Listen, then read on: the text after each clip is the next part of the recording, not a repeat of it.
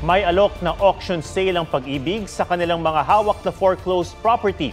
Di lang ito para sa mga naghahanap ng sariling tahanan, second chance din daw ito para sa mga may-ari ng tirahang rematado ng Pag-ibig. Kung paano ang proseso, alamin sa report ni Katrina So. Pangarap ng marami na magkaroon ng sariling bahay o condo unit at kahit papaano ay makaraos sa pangungupahan. Mga sa ngayon, mga 3-5 gano'n, monthly. Pero dahil mahal magpatayo o bumili ng bagong bahay o unit, isang option ang mga foreclosed property o yung rematado na dahil hindi natapos bayaran ng naunang may-ari. Kasi mas mura siya kaysa dun sa mga bahay talaga na as in talagang i-build pa. At least doon, konting renovation na lang, at least may bahay ka na. Ang Home Development Mutual Fund o Pag-ibig Fund, nasa 31,000 na ang hawak na foreclosed properties.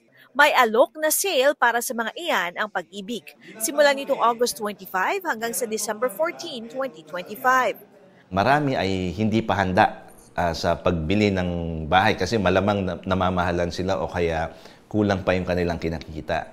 So dito sa super sale, kung makaka-discount ka ng 10%, 20%, 30%, malaking bagay. Hanggang 35% ang discount sa mga bakante o di-okupadong unit at 40% kung may nakatira pa. Kung balak pa ng may-ari ng rematadong property na makuha pa ito, second chance daw ang naturang auction. Meron sila from August ngayong taon hanggang Disyembre ngayong taon para ayusin yung estado ng kanilang mga foreclosed assets. No? Para naman sa mga gustong makabili ng mga foreclosed properties ng Pag-ibig, napakadali na lang daw nito dahil hindi mo na kailangang magpunta sa kanilang opisina. Lahat daw kasi na ito magagawa mo na online. Hanapin ang super sale sa website ng Pag-ibig. Mag-register para makakuha ng buyer's ID at makita ang listahan ng mga foreclosed property sa buong Pilipinas. Lumahok sa bidding ng property sa OPA o Online Public Auction Platform sa website. As is, where is ang estado ng bibilhing property.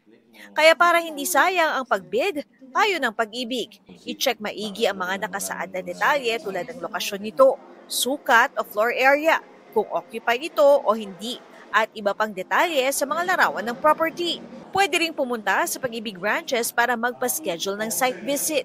Babala ng Pag-ibig, iligal ang pag-alok ng mga foreclosed property sa tulong ng mga ahente o broker.